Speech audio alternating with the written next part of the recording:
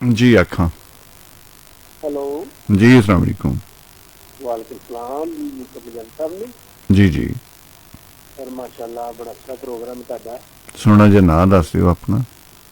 मेरा नाम है शाहिद कुरैशी।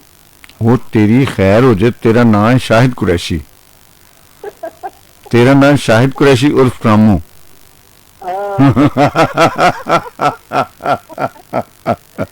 यूसुफ भाई देख लवो जनाइयां बड़ियां। ਅਸੀਂ ਤੇ ਉੱਥੇ ਹੀ ਜਿੱਥੇ ਛੱਡ ਕੇ ਗਏ ਸੋ ਪੈਰਾਂ ਦੀ ਮਿੱਟੀ ਨਹੀਂ ਛੱਡੀ ਅਸੀਂ ਤੇ। यूसुफ भाई ਹਾਂ ਪਾਵੀਆਂ ਜਦਾਈਆਂ ਸਾਡੇ ਨਾਲ ਓਏ ਆਹ ਆਖੋ ਰੋਇਆ ਮੈਨੂੰ ਜਾਣਾ ਹਾਏ ਹਾਏ ਹਾਏ ਹਾਏ ਹਾਏ ਹਾਏ। ਜਦਾਈਆਂ ਨਾ ਪਾਓ।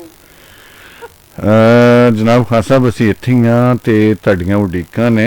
ਅਸੀਂ ਬਿਲਕੁਲ ਕੋਈ ਜੁਦਾਈਆਂ ਪਾਉਣ ਵਾਲੇ ਨਹੀਂ, ਅਸੀਂ ਤੇ ਮੇਲ ਕਰਾਉਣ ਵਾਲੇ ਹਾਂ ਤੇ ਮਿਲਣ ਵਾਲੇ ਹਾਂ। ਮੌਲਾ ਦਾ ਸਲਾਮਤ ਰੱਖੇ।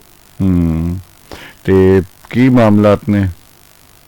ਬਸ ਤੁਹਾਡਾ ਪ੍ਰੋਗਰਾਮ ਸੁਣ ਰਹੇ ਹਾਂ, ਚੱਲ ਰਿਹਾ, ਜ਼ਿੰਦਗੀ ਤੇ ਬੜਾ ਮਜ਼ਾ ਆ ਰਿਹਾ।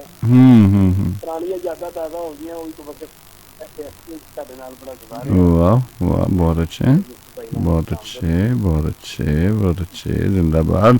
तो सानू एक बहुत बड़ी ब्रॉडकास्टर है, बहुत बड़ी लिखारी है, बहुत सोहनी कहानीकार है, शायरा है। आयशा असलम जी सानू सुन रहे ने, बहुत मेहरबानी, शुक्रिया, सलामत रहो।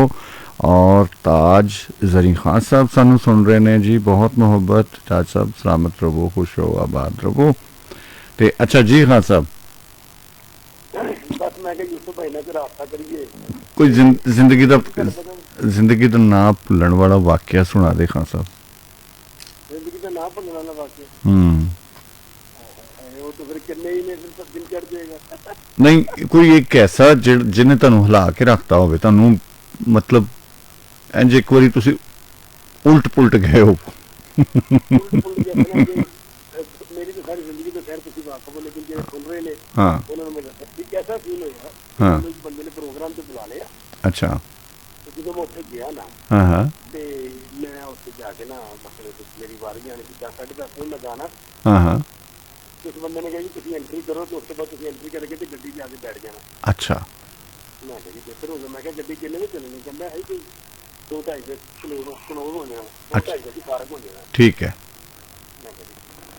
मैं कितनी 11-11:30 मेरी एंट्री हुई। ਤੇ ਮੈਂ ਕਿਹਾ ਜਦੋਂ ਆਖਰੀ ਸਟੇਜ ਤੇ ਪ੍ਰੋਗਰਾਮ ਉਤਰੇਗਾ ਗਾਏਗਾ ਆਖਰੀ ਬੰਦਾ ਤੇ ਮੇਰੀ ਵੀ ਵਾਰੀ ਆਈ ਤੇ ਜਾ ਕੇ ਮੈਂ ਗੱਡੀ 'ਚ ਬੈਠ ਜਾਗਾ। ਮੈਂ ਕਿਧਰੇ ਗੱਲਾਂ ਕਰਦੇ ਰਹਿ ਗਏ, ਪੈਸਾ ਮੇਰੀ ਜੇਬ 'ਚ ਕੋਈ ਨਹੀਂ ਤੇ ਗੱਡੀ ਵਾਪਸ ਆ ਗਈ ਹੈਦਰਾਬਾਦ ਤੇ ਮੈਂ ਉੱਥੇ ਹੀ ਰਹਿ गई। गड्डी भी वापस आ गई ते काल भी वापस चली गई है तुहाडी।